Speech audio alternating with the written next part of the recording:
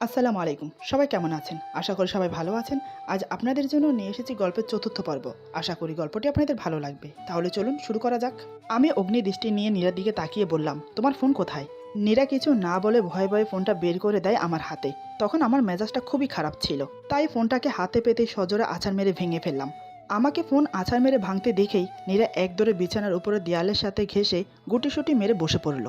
আমি বললাম, আমার কথা শুনতে তোমার ভালো লাগে না? কি বলে গিয়েছিলাম আমি? নীরা চুপ। আমি আবার বললাম, শুনতে পাচ্ছ না কি বলছি আমি? নীরা ভয়ে ভয়ে বলে, টিভি দেখতে বলেছিলেন। আমি বললাম, আর? নীরা বলে, কিছু লাগলে তিশাকে ডেকে নিতে বলেছিলেন। আমি বললাম, আর? নীরা বলে, ফোন দিবেন বলেছিলেন। আমি বললাম, আর তুমি কি করেছো? কার পারমিশন নিয়ে তুমি পা থেকে এটা খুলেছো? আর কার পারমিশনে তুমি রুম থেকে বের হয়েছো? কতবার ফোন দিয়েছি তোমার ধারণা আছে? কত টেনশনে পড়েছিলাম আমি। নীরা বলে, আমি বললাম, চুপ, একদম চুপ। কোন সাহসে তুমি আমার কথা অমান্য করো? জানো আমি কিভাবে বাসায় এসেছি? ভাবছি যে। নীরা বলে, বাসা থেকে পালিয়েছি তাই তো? আমি বললাম, সে চিন্তা মাথাতেও এনো না। যদি সত্যি এমন কিছু করো তো মনে রেখো, তোমার মা বাবা সেই কাজের শাস্তি পাবে। নীরা বলে, কি বলছেন কি আপনি? হ্যাঁ, যেদিন যাব আপনার সামনে দিয়েই যাব, চোরের মতো পালাবো না। বরং আপনি নিজেই আমাকে এই বাসা থেকে বিদায় দেবেন। চ্যালেঞ্জ। আমি বললাম, চ্যালেঞ্জ? চ্যালেঞ্জ দেখাও আমাকে। বলেই রুমের সব জিনিসপত্র ভাঙতে শুরু করলাম। নীরা আমার কাণ্ড দেখে বলে, কি করছেনটা কি? থামুন। এই বলে নীরা বিছানা থেকে নেমে আসে আমাকে বাধা দেওয়ার জন্য। আমি বললাম, একদম কাছে আসবি না। তোর উপরের রাগটা কিন্তু এগুলোর উপর তুলছি। হাতের কাছে আসলে কিন্তু। আমার কথা শুনেই নীরা দু ধাপ পিছিয়ে গেল। কারণ আমি যেভাবে রেগে আছি ওকেও ভেঙে ফেলতে পারি। নীরা বলে, সবই যখন ভেঙে ফেললেন তাহলে এটা বাকি থাকবে কেন? এই বলে ফুলদানিটা এগিয়ে দেয়। আমি নীরার হাত থেকে ফুলদানিটা নিয়ে আছাড় মারি। তারপর হনহন করে বাথরুমে চলে গেলাম। এদিকে তিশা বলে, মামনি, আমার জন্যই আজ ভাবির উপর দিয়ে এই সুনামিটা চলে যাচ্ছে। না জানি ভিতরে কি হচ্ছে। মা বলে, কাজটা তুই মোটেই ভালো করিসনি। ছেলেটার যা রাগ, মেয়েটার কোনো ক্ষতি যেন করে না ফেলে। তিশা বলে, না মা, ভাইয়া এমন কিছু করবে না, কারণ ভাইয়া ভাবিকে অনেক ভালোবাসে। এদিকে নীরা আস্তে আস্তে ফ্লোর পরিষ্কার করতে থাকে। এরই মধ্যে আমি বাথরুম থেকে বের হই। নীরাকে ফ্লোর পরিষ্কার করতে দেখে আবার রেগে যাই। হ্যাঁচকা টান দেই নীরাকে। নীরা তাল সামালতে না পেরে পড়ে যেতে নিল। আমি নীরাকে ধরে নেই, আর নীরা ভয় পেয়ে আমাকে শক্ত করে জড়িয়ে ধরে। আমি নিজেকে ঝটকা মেরে ছাড়িয়ে নিয়ে নীরাকে বিছানার উপর বসিয়ে দেই। আমি বললাম, সাহস কি করে হয় তোমার? তুমি কাজ পরিষ্কার করছো, যদি হাত কেটে যায় তখন কি হবে? হ্যাঁ। নীরা বলে, আমি তো রুম পরিষ্কার। আমি বললাম, তোমাকে বলেছি আমি ফ্লোর পরিষ্কার করো? যেটা বলি সেটা তো করো না। আর সব কাজ ওস্তাদি করতে কে বলেছে তোমাকে? আমি নীরার খুব কাছে দাঁড়িয়েছিলাম। নীরা কাছ থেকে দেখছে আমাকে। আমার চোখে শুধু ওকে হারানোর ভয়। নীরা লক্ষ্য করলো আমার ঠোঁটে রক্ত জমাট হয়ে আছে। তখন নীরা আমার ঠোঁটে কামড় দিয়েছিল, তাই এমন হয়েছে। নীরা না চাইতেও ওর হাত আমার ঠোঁটে চলে আসে। এমন সময় তিশা দরজার বাইরে দাঁড়িয়ে বলে, ভাইয়া দরজাটা খোল প্লিজ। ভাইয়া, ভাবিকে মারিস না। আমি গিয়ে দরজা খুলে দিলাম। তিশা রুমে ঢুকে আগে নীরাকে দেখলো, তারপর পুরো রুম দেখে বলে, ভাইয়া কি করেছিস তুই এগুলো? বলেই আমার দিকে তাকালো। আমার চেহারা দেখে আর কিছু বলার সাহস পেল না।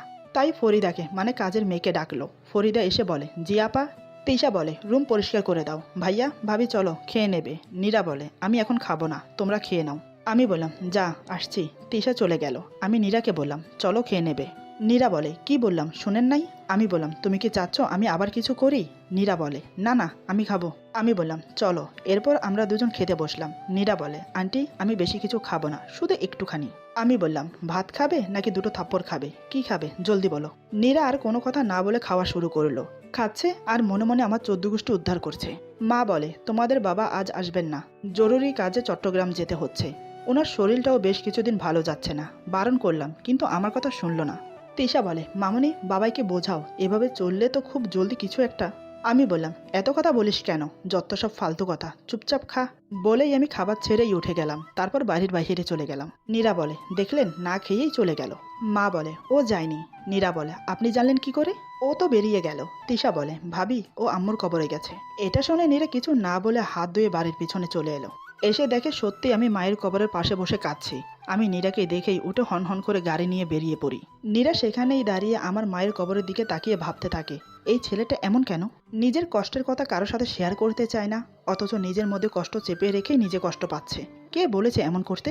ওর সব থেকেও কেন এতিমের মতো থাকে? না, ভয় পেলে চলবে না। ওকে ওর সব কিছু ফিরিয়ে দিতেই হবে, তার চেষ্টাই করতে হবে।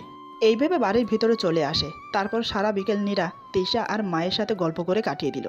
সন্ধ্যার দিকে রুমে এসে নীরা চারিদিক ঘুরে ঘুরে দেখতে লাগলো। আমার সব জিনিসপত্র, কাপড় চোপড়, ছোটবেলার ছবি, আমার মায়ের ছবি দেখতে লাগলো। নীরার যেন মনে হচ্ছে সে আমার মায়া জড়িয়ে যাচ্ছে। হঠাৎ ওর চোখ পড়ে বিছানায় রাখা অনেকগুলো প্যাকেটের উপর। নীরা প্যাকেটগুলো হাতে নিয়ে দেখে সব শাড়ি আর সালোয়ার কামিজ। এগুলো দেখে ওর মুখে হাসি ফুটে ওঠে। সে দেরি না করে গোসল করে একটা শাড়ি পরলো। এই শাড়িতে ওকে কেমন লাগছে সেটা দেখার জন্য ড্রেসিং টেবিলের সামনে আসতেই নীরার পায়ে একটা কাচের টুকরো ঢুকে পড়লো। নীরা ব্যথায় কুকিয়ে উঠে সেখানেই বসে পড়ে। আমি অফিস থেকে এসেছি অনেকক্ষণ হলো। আসলে আমি দরজার বাইরে দাঁড়িয়ে নীরাকে দেখছি। সে যে আমার আনা শাড়ি নিজের ইচ্ছায় পরেছে সেটা দেখেই আমি খুশি। কিন্তু ও এভাবে কুকিয়ে উঠলো কেন? আমি আর দাঁড়িয়ে না থেকে দৌড়ে নীরার কাছে যাই। নীরা ইশারায় পা দেখিয়ে দেয়। আমি নীরাকে কোলে তুলে নিয়ে বিছানায় বসিয়ে দেই। আমি নীরার সামনে হাঁটু গেড়ে বসে ওর পা তুলে দেখি একটা কাচের টুকরো নীরার পায়ে গেঁথে গেছে আর রক্ত পড়ছে। নিমেষেই আমার চোখ লাল হয়ে যায় রাগে। এরই মধ্যে তিশা আসে রুমে। সে নীরার পায়ের অবস্থা দেখে দৌড়ে ওষুধের বক্স এনে দেয়। আমি কাচের টুকরা বের করে নীরার পায়ে ব্যান্ডেজ করে দেই। তারপর কাজের মেয়েকে ডাকি, ফরিদা, এই ফরিদা। ফরিদা দৌড়ে এসে বলে, জি ভাইজান। আমি কিছু টাকা ছুড়ে দিয়ে বললাম, এই টাকাগুলো নিয়ে বাসা থেকে বের হয়ে যা। ফরিদা ভয়ে ভয়ে বলে, আমি কি কোনো ভুল করছি ভাইজান? আপনি তাড়িয়ে দিলে আমি কোন হানে যাবো? এই বলে কান্না শুরু করে দেয়। আমি বললাম, একটা কথাও বলবি না, বেরিয়ে যা এখান থেকে। তিশা বলে, ভাইয়া। আমি তিশাকে বললাম, তুই একটা কথাও বলবি না। এরপর ফরিদার দিকে তাকিয়ে বলি, তুই এখনো এখানে? নীরা বলে, ফরিদা আপু, আপনি আমার জন্য এক গ্লাস ঠান্ডা পানি আনবেন প্লিজ।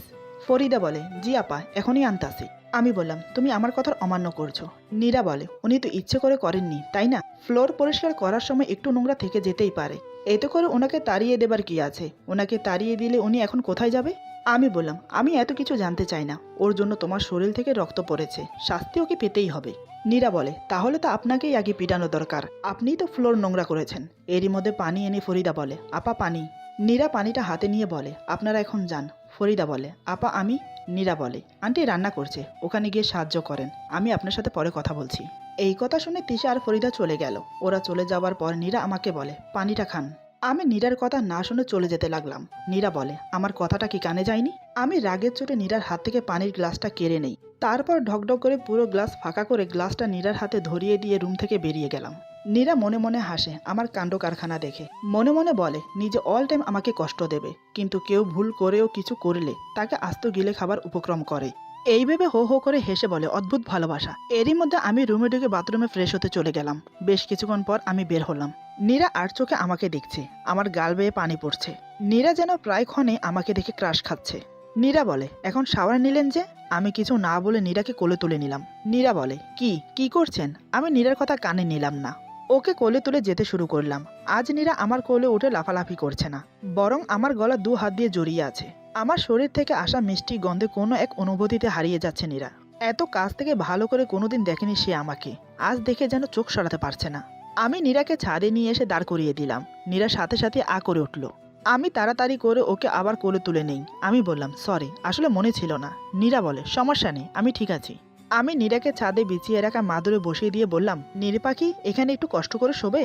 আমার কথা মতো নীরা কিছু না বলেই শুয়ে পড়ল। আমি বললাম, নীর পাখি, তোমার হাত একটু টান করবে? নীরাকে আজ যা বলছি তাই করছে, কোনো বাধা দিচ্ছে না। নীরা হাত টান করতেই আমি নীরার হাতের উপর শুয়ে পড়লাম। আমি বললাম, জানো জান পাখি, আমার অনেক দিনের ইচ্ছে তোমার সাথে এভাবে জোছনা দেখব।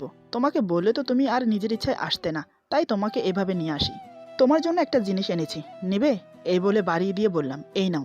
নীরা অবাক হয়ে মুখে হাসি ফুটিয়ে বলে, চালতার আচার? কই পাইছো তুমি? এই বলে আবার জিভ কেটে বলে, সরি, কই পাইছেন?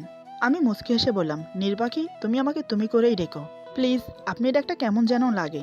নীরা চুপ। আমি বললাম, আচ্ছা বাদ দাও, তোমার যা ইচ্ছে তাই বলো, এটা নিবা না? নীরা কিছু না বলে আমার হাত থেকে আচার নিয়ে খেতে শুরু করলো। আমি বললাম, নীর পাখি, আমি খুব সরি। নীরা বলে, কিসের জন্য? আমি বললাম, আজ দুপুরের ঘটনার জন্য। নীরা বলে, আমি বললাম, নীর পাখি জানো, এই বিশাল দুনিয়াতে আমার আপন বলতে কেউ নেই। আমাকে এত বড় দুনিয়াতে কেউ ভালোবাসে না। মা মারা যাবার পর বাবা আবার বিয়ে করলো। ভেবেছিলাম উনি আমাকে নিজের ছেলের মতো ভালোবাসবে, কিন্তু না, উনি তো আমাকে সবার কাছ থেকে আলাদা করে দেবার জন্য আসছে। আমার বাবার কাছ থেকে আমাকে আলাদা করে দিয়েছে। বাবা আমাকে আগের মতো ভালোবাসে না, বলতে পারো আমাকে ভাবার মতো সময় ওনার নেই। আমি বাসায় থাকলেও কারোর কিছু না, আর না থাকলেও কারোর কিছু না, তাই আমি আলাদা বাসায় থাকি। শুধু তোমার জিদের জন্য আজ আমি এই বাসায়। নীরা বলে, আপনাকে কে বলেছে যে আন্টি এই বাসায় আপনাদেরকে আলাদা করার জন্য আসছে? আমি বললাম, ফুপি বলেছে। ফুপি একমাত্র মানুষ যার আমার জন্য একটু সময় আছে। আজ যখন তুমি আমার ফোন ধরছিলে না, তখন আমার খুব ভয় করছিল। জানো, ভেবেছিলাম তুমিও মায়ের মতো আমাকে ছেড়ে চলে গেছো। তুমি আমাকে কখনো একা রেখে যেও না নীর। আমি তোমাকে অনেক অনেক ভালোবাসি। আমি জানি আমি তোমাকে অনেক কষ্ট দিই। কি করব বলো? তোমাকে হারানোর ভয় আমি এমন করি। তুমি বোঝো না কেন আমাকে? নীরা বলে, আচ্ছা আপনি যে কাজ না করে বসে থাকেন এটাও কি আপনার ফুপু বারণ করেছে? আমি মাত্র বলতে যাব ফুপু বলেছে, ঠিক তখনই একটা মেয়ে মীর বলে দৌড়ে এসে আমাকে আঠার মতো জড়িয়ে ধরলো। মেয়েটি আমাকে আঠার মতো জড়িয়েই আছে। এটা দেখে নীরা তো ক্ষেপে বোম। নীরা রাগিত সুরে বলে, কি হচ্ছে? এটা কি? কে আপনি? ওকে এভাবে জড়িয়ে আছেন কেন? মেয়েটি বলে, হু আর ইউ আমাকে এই কোয়েশ্চেন করার? আমি বললাম, আহা লাগছে আমার, ছাড় তো, আগে ভালোভাবে বসতে দে। মেয়েটি আমাকে ছেড়ে দিল। নীরা আজ আমার মুখে এত হাসি দেখছে, আগে দেখেনি। এতে করে নীরার গা আরো জ্বরে উঠল। আমি বললাম, তুই এত রাতে এখানে কি করে, কার সাথে এসেছিস? মেয়েটি বলে, আরে দাঁড়া, আগে তোকে জান ভরে দেখতে দে, কতদিন তোকে দেখি না। আমি একা আসছি, মা ফুপুর বাসায় গেছে, ফুপু অসুস্থ, তাই আমি তোর কাছে চলে এলাম, ভালো করিনি বল? আমি বললাম, সে আবার বলতে, তোকে খুব মিস করেছিলাম। এদিকে নীরা আমার কথা শুনে রাগে ফুঁসছে। সে মনে মনে বলে, বাহ বাহ মিস, তোকে আমি দেখে নেব লুচ্চা ছেলে, বউ থাকতে অন্য মেয়েকে জড়িয়ে ধরা। আমি এবার নীরার দিকে তাকিয়ে বললাম, আরে নীরা, ও হচ্ছে আমার ফুফুর মেয়ে, আর আমার খুব ভালো একটা বন্ধু, নাম মনিরা। আর মনিরা, ও হচ্ছে তোর ভাবি নীরা। মনিরা আমার মুখে এই কথা শুনে নীরাকে বলে, hi Neera, nice to meet you. Neera বলে, সেম টু। আমি বললাম, ওই ও তোর ভাবি, নাম ধরছিস কেন? মনিরা বলে, আমি এসব ভাবি টাবি বলতে পারবো না, নীরাই ঠিক আছে, বাদ দে তো এসব, আগে বল তুই এত সুন্দর হলি কি করে? এরপর মনিরা আর আমি কথা বলতে ব্যস্ত হয়ে পড়লাম। নীরা আমাদের দুজনকে তাকিয়ে তাকিয়ে দেখছে। এদিকে রাগে হাতের আচার হাতে চটকাতে থাকে। ওইদিকে তিশা এসে বেশ বুঝতে পারলো নীরার মনের মধ্যে কি চলছে। তাই আগুনে আরেকটু ঘি ঢালার জন্য নীরার কাছে বসে চুপি চুপি বলে, কেউ কি আর চায় নিজের ক্রাশের বউকে ভাবি বলতে? নীরা বলে, মানে কি বলছো? তিশা বলে, এই শাকচুনিটা তোমার গুন্ডার ঘাড় মটকানোর জন্য ওত পেতে আছে, কিন্তু ভাবমতো পাচ্ছে না। নীরা বলে, কি বলতে চাচ্ছ? তিশা বলে, মনিরা ভাইকে পছন্দ করে, ভাইকে বিয়ে করবে বলে সুইসাইডও করতে গিয়েছিল। এরপর ভাই কথা বলা বন্ধ করে দিয়েছিল, পরে ভাইয়ের হাত পা ধরে বন্ধু হবার নাটক করছে। এখানে আসলে ভাইয়ের পিছনে আঠার মতো লেগে থাকে, কখন যে কি করবে এই মেয়ে কে জানে। নীরা বলে, তোমার ভাই যা ইচ্ছে করুক, আমার কি তাতে, আমি তো দুদিন পর চলে যাব, তখন থাকুক এই মনিরাকে নিয়ে, আর আমার তো মনে হয় না উনি ওকে ভালোবাসে। তিশা নীরাকে আরো রাগানোর জন্য বলে, কি বলো ভাবি এটা, তাকিয়ে দেখো তোমার গুণটাকে কিভাবে জড়িয়ে আছে। ছেলে মানুষের মন কখন কি করে, আরে বাদ দাও, তুমি তো চলেই যাবে। তিশার কথা শুনে আমার দিকে তাকিয়ে রাগে গজগজ করতে থাকে। তা দেখে তিশা হেসে মনে মনে বলে, আগুনে ঘি ঢালাতে কাজ হয়েছে। ভাবি তুমি যতই মুখে বলো আমার ভাইকে ভালোবাসো না, মনে মনে কিন্তু তুমি ঠিকই আমার ভাইকে ভালোবাসো। নীরা চিৎকার করে বলে, আমি রুমে যাব, ভালো লাগছে না। আমি বললাম, এখনই যাবে, আর একটু থাকি? মনিরা বলে, নীরা তুমি যাও, মিরাজ পরে যাবে। তিশা বলে, হ্যাঁ আপু আপনারা থাকেন, আমরা চলে যাচ্ছি। নীরা তিশার দিকে বিরক্ত হয়ে তাকালো। তিশা বুঝেও না বুঝার ভান করে বলে, ভাবি চলো, ওদের অনেক দেরি হবে, তুমি আর আমি খেয়ে শুয়ে পড়ি। নীরা বলে, আমি একা যেতে পারবো না। তিশা বলে, আমি আছি তো, চলো ধরে নিয়ে যাচ্ছি। নীরা কিছু বলতে যাবে, ঠিক তখনই মনিরা আমার চুলে হাত দিয়ে নাড়াচাড়া করছিল। নীরা এবার বেশি খেপে যায়, রাগের বশে উঠে হন হন করে যেতে শুরু করলো, কিন্তু একটুখানি গিয়েই পায়ের ব্যথায় কুকিয়ে উঠলো। আমি তাড়াতাড়ি উঠে নীরাকে ধরতে গেলাম। নীরা রাগে গজগজ করতে করতে বলে, লাগবে না আপনাকে, আপনি যান আপনার ফ্রেন্ডের কাছে, দেরি হয়ে যাচ্ছে। আমি তাকিয়ে দেখি নীরার পা থেকে আবার রক্ত বের হচ্ছে। আমি বললাম, চুপ, একদম চুপ, এই বলে নীরাকে কোলে নিয়ে রুমে চলে যাই। এদিকে তিশা এই কাণ্ড দেখে মনে মনে হাসতে থাকে, আর মনিরা রাগে ফুঁসতে থাকে। তিশা মনে মনে বলে, মাই ডিয়ার ভাবি, আমি ঠিক ভালোভাবেই বুঝতে পারছি আমার ওষুধের ডোজ ভালোভাবেই কাজ করতে শুরু করেছে। তারপর মনিরার দিকে তাকিয়ে বলে, মনিরা আপু চলো আমরা খেয়ে নেই, ওরা পরে খাবে। মনিরা বলে, কেন পরে খাবে কেন? তুই যা, আমি মীরকে নিয়ে আসছি। মনিরার কথা শুনে তিশা মনে মনে বলে, হ্যাঁ যাও যাও মনিরা আপু, তুমি না গেলে যে ওষুধটা ঠিকঠাক কাজ দেবে না। এদিকে আমি নীরাকে রুমে এনে বিছানায় বসিয়ে দিলাম। তারপর নীরার পা নিয়ে ব্যস্ত হয়ে পড়লাম। নীরা বলে, মেয়েটি আপনার বোন? আমি বললাম, হ্যাঁ ফুপুর মেয়ে। নীরা বলে, আপনাকে অমন করে জড়িয়ে ধরলো, আপনি কিছু বললেন না কেন? আমি বললাম, ও তো অমনই, বাচ্চাদের মতো যখন তখন জড়িয়ে ধরে। নীরা বলে, আপনি খুব মিস করেন না, খুব ভালোবাসেন? আমি বললাম, হ্যাঁ ছোট বোনের মতো। নীরা বলে, ছোট বোন হলে কি আর বিয়ে করার জন্য সুইসাইড করতো? আমি বললাম, কে বলেছে তোমাকে এসব? এমন সময় মনিরা এসে আমার হাত ধরে টেনে বলে, চল না মীর, খেয়ে নেই, অনেক খিদে লেগেছে। নীরা বলে, আপনি গিয়ে খেয়ে নিন, ও এখন যাবে না। মনিরা বলে, কেন, ও যাবে না কেন? নীরা বলে, ও খেয়েছে আর খাবে না, আপনি যান। আমি হাঁ হয়ে তাকিয়ে আছি নীরার দিকে। নীরাকে বোঝার চেষ্টা করলাম, কিন্তু কিছু বুঝতে পারলাম না। আমি মনিরাকে উদ্দেশ্য করে বললাম, মনি তুই যা, ফ্রেশ হয়ে খেয়ে নে। নীরা মনির নামটা শুনেই আমার দিকে তাকিয়ে থাকে। আমার কথা শুনে মনিরা চলে গেল। আমি নীরাকে বললাম, তুমি এমন করলে কেন? মেয়েটা মন খারাপ করলো। নীরা বলে, কেন মন খারাপ করবে? যান গিয়ে কোলে নিয়ে বসে মুখে তুলে খাইয়ে দিন। আমি বললাম, এমনভাবে কথা বলছো কেন, তুমি থাকো, আমি আসছি। নীরা রেগে বলে, একদম রুম থেকে বের হবেন না, এখানে চুপচাপ বসুন। আমি কিছু বলতে নিয়েও বললাম না, সোফায় বসে টিভি দেখতে লাগলাম। নীরা আমার দিকে তাকিয়ে মনে মনে বলে, খুব শখ না মনিরার কাছে গা ঘেঁষে বসে খাবার, ঘাটটা না একদম মটকে দেব। কিন্তু আমার কেন এত গায়ে লাগছে? ও জাহান্নামে যাক, তাতে আমার কি? একটু পরে মনিরা এসে আমার পাশে বসে পড়ল। নীরা আর চোখে আমাদের দেখছে। মনিরা বলে, মীর চল ছাদে যাই, আজ সারা রাত আমরা গল্প করব। আমি বললাম, না রে, আমার শরীরটা খুব একটা ভালো না, আমি ঘুমাবো, তুইও খেয়ে ঘুমিয়ে পড়। মনিরা বলে, তো চল আমার রুমে, তেল দিয়ে তোর মাথা মালিশ করে দেই, ঘুম ভালো হবে। এই শুনে নীরা এবার জোরে জোরেই বলে উঠল, আমার খিদে লেগেছে, এক্ষুনি আমাকে খাবার টেবিলে নিয়ে চলুন। আমি অবাক হয়ে বললাম, তুমি না বললে খাবে না? নীরা বলে, আগে বলেছিলাম, এখন বলছি খাবো, আপনি নিয়ে যাবেন কিনা। আমি এসে নীরাকে কোলে তুলে নিয়ে যাই খাবার টেবিলে। এটা দেখে মনিরা রেগে যায়। খাবার টেবিলে এসে চেয়ার টেনে বসিয়ে দেই নীরাকে। আমিও একটা চেয়ার টেনে বসে পড়ি। নীরা বলে, আন্টি আপনার খাবার শেষ? মা বলে, না রে মা, আমি খাবো না আজ, তোমরা খেয়ে নাও, আমি খাবার বেড়ে দিচ্ছি। নীরা বলে, আন্টি প্লিজ আপনিও আমাদের সাথে বসে পড়ুন প্লিজ। মা বলে, না রে মা, মন চাচ্ছে না। নীরা আমাকে উদ্দেশ্য করে বলে, আপনি আন্টিকে খেতে বলছেন না কেন? আমি বললাম, আমি কি বলবো? নীরা বলে, থাক, আপনাকে কিছু বলতে হবে না, আমাকে রুমে নিয়ে চলুন। আমি বললাম, আপনি বসুন, আমাদের সাথে খেয়ে নিন। আমার মুখে এই কথা শুনে মায়ের মুখে এক ঝলক হাসি ফুটে উঠল। তাই দেরি না করে তাড়াতাড়ি খেতে বসলো। নীরাও খুশি হলো। আমি ফিসফিস করে নীরার কানে বললাম, আমাকে দিয়ে কি করাতে চাচ্ছ? বুঝি না, রুমে চলো, ব্যবস্থা করছি তোমার। নীরা আমার কথা কানেই নিল না, আরো উল্টো বলে, এই মাছটা আন্টির প্লেটে তুলে দিন। আমি কিছু না বলে নীরার কথা শুনে যাই। খাওয়া শেষ হলে আমি নীরাকে কোলে তুলে নিতে চাইলাম। নীরা বলে, থাক, লাগবে না, আমি যেতে পারবো, আপনি আপনার মনির কাছে যান, ও আপনার জন্য বসে আছে তো। আমি নীরার কথা না শুনে কোলে তুলে নিলাম। নীরা বলে, কি হচ্ছেটা কি? আপনার মনি যদি দেখে আপনি আমাকে নিয়ে এভাবে টানাটানি করছেন, তখন তো বেচারি। আমি তখনই নীরাকে নিয়ে হন হন করে রুমে চলে আসি। এসে দেখি মনিরা টিভি দেখছে। আমি বললাম, মনি তুই এখন যা। নীরা বলে, আমিও যাব তিশার কাছে। আমি বললাম, চুপ মনি, তুই যা। মনিরা বলে, কেন, এখন কি করবি? তুই বরং আমার সাথে চল। নীরা বলে, হ্যাঁ হ্যাঁ যান, আপনি ওকে নিয়ে যান, এখানে তো ওনার ঘুম আসবে না, উনি কত মিস করে আপনাকে। আমাকে বলে, আপনাকে ওনার অনেক কথা বলার আছে। মনিরা খুশিতে গদগদ হয়ে বলে, সত্যি? নীরা বলে, হ্যাঁ সত্যি তো। এদিকে নীরার কথা শুনে আমার রাগ চরমে উঠে যায়। আমি মনিরাকে রুম থেকে বের করে দিয়ে রুম লক করে দিই। তারপর আমি নীরাকে টেনে নিয়ে বিছানার উপর চেপে ধরে বললাম, নীরপাখি, তুমি কি মনিরার উপর জেলেক্স ফিল করছো? নীরা বলে, আমি কেন জেলেক্স ফিল করতে যাব?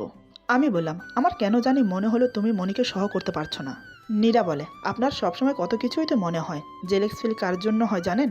যাকে খুব বেশি ভালোবাসা যায়। আর আপনার উপর আমার কোনো ফিলিংস নেই, ভালোবাসা তো দূরের কথা। সো প্লিজ এসব বাজে কথা আমাকে বলতে আসবেন না। আপনার মন চাইলে মনিরার কাছে যেতেই পারেন। আমি বললাম, সত্যি তোমার কিছু যাবে আসবে না? নীরা বলে, না। আমি বললাম, ঠিক আছে, কিছু আসতে হবে না, এখন হাত টান করো, আমি ঘুমাবো। নীরা অন্যদিকে মুখ ফিরিয়ে বলে, পারবো না আমি। আমি বললাম, কি বললে? আমার কথা না শুনলে কি করবো জানো? এই কথা শুনে নীরা চুপচাপ হাত টান করে দিল। আমি নীরার হাতে মাথা রেখে ওকে জড়িয়ে শুয়ে পড়লাম। আমি এভাবে জড়িয়ে ধরাতে নীরার হাত পা কাঁপতে শুরু করে, বুকের মধ্যে ধুকধুক করতে শুরু করে। নীরা মনে মনে বলে, কি করছে কি ছেলেটা? বোঝে না এভাবে জড়িয়ে ধরলে আমি নিজেকে আর ধরে রাখতে পারবো না। নীরা বলে, আপনি একটু সরে গিয়ে ঘুমান। আমি বললাম, কেন? নীরা বলে, আমার অসুবিধা হচ্ছে। আমি বললাম, কেন? আমার মাথার ভারটা কি খুব বেশি হয়ে গেছে? নীরা বলে, তা নয়। আমি বললাম, ও।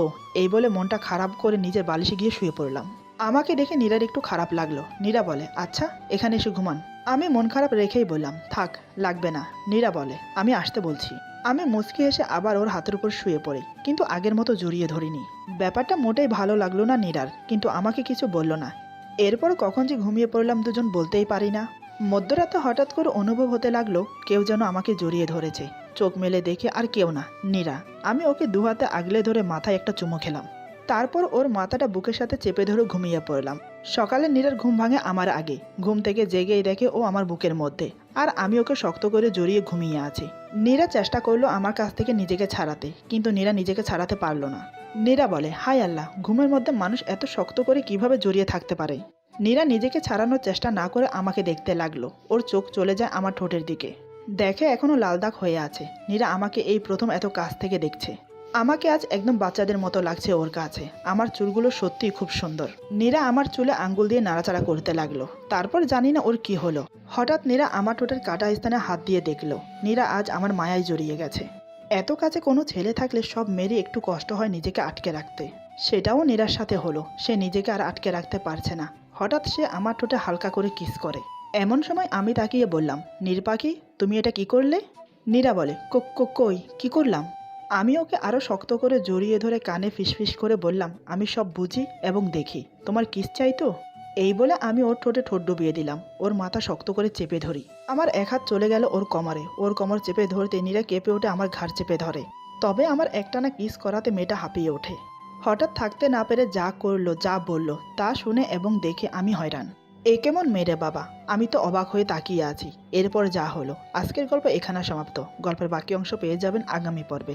আশা করি গল্পটি আপনাদের ভালো লাগবে। যদি ভালো লাগে তাহলে লাইক, কমেন্ট এবং সাবস্ক্রাইব করে আমাদের পাশে থাকুন। সবাই ভালো থাকুন। আল্লাহ হাফেজ।